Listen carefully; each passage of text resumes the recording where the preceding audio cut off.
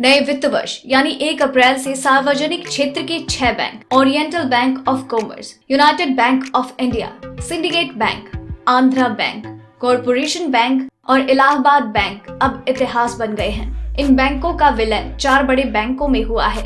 इस हालात में विलय होने वाले बैंक के ग्राहकों के मन में कई तरह के सवाल उठ रहे हैं। आज हम आपके हर सवाल का जवाब देंगे। किस बैंक का कहाँ हुआ विलय? पंजाब नेशनल बैंक में यूनाइटेड बैंक ऑफ इंडिया और ओरिएंटल बैंक ऑफ कॉमर्स का विलय हुआ है। वहीं सिंडिकेट बैंक का कैनरा बैंक में, आंध्रा बैंक और कॉरपोरेशन बैंक का यूनियन बैंक ऑफ इंडिया में विलय हो गया है। इसी तरह इलाहाबाद बैंक का इंडियन बैंक में विलय हुआ है। विलय होने वाले बैंक के ग्राहकों का क्या होगा? सार्वजनिक क्षेत्र के 6 bank oriental bank of commerce, United bank of India, syndicate bank, Andhra bank, corporation bank और इलाहाबाद बैंक का अस्तित्व जरूर खत्म हुआ है, लेकिन ग्राहकों पर फिलहाल कोई असर नहीं होगा।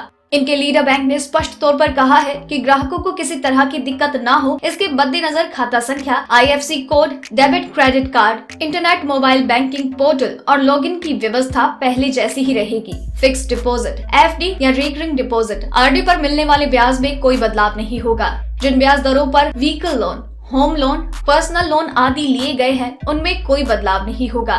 इसके साथ ही जिन ग्राहकों का लोन SIP या शेयर है, उन्हें भी चिंता करने की जरूरत नहीं। फिर आपको निश्चिंत रहने की जरूरत है।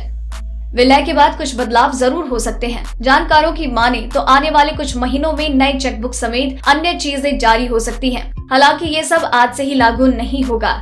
इसे बैंकों की ओर से धीरे धीरे लागू किया जाएगा। ऐसे में जरूरी है कि आपके ईमेल पता और मोबाइल नंबर का बैंक के शाखा के साथ अपडेट हो, ताकि आपको बैंक की ओर से बदलाव की सूचना मिल सके। ATM, कर्मचारी और ब्रांचेस का क्या होगा?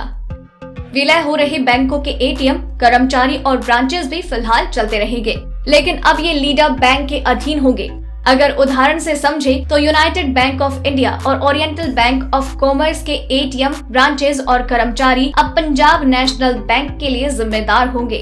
बता दें कि PNB में इन दोनों बैंकों का विलय हुआ है। विलय के बाद अब बैंक के पास 11,000 से ज्यादा शाखाएं हैं, 13,000 से ज्यादा ATM, 1 लाख कर्मचारी होंगे। वहीं कारोबार 18 लाख करोड़ रुपए का होगा।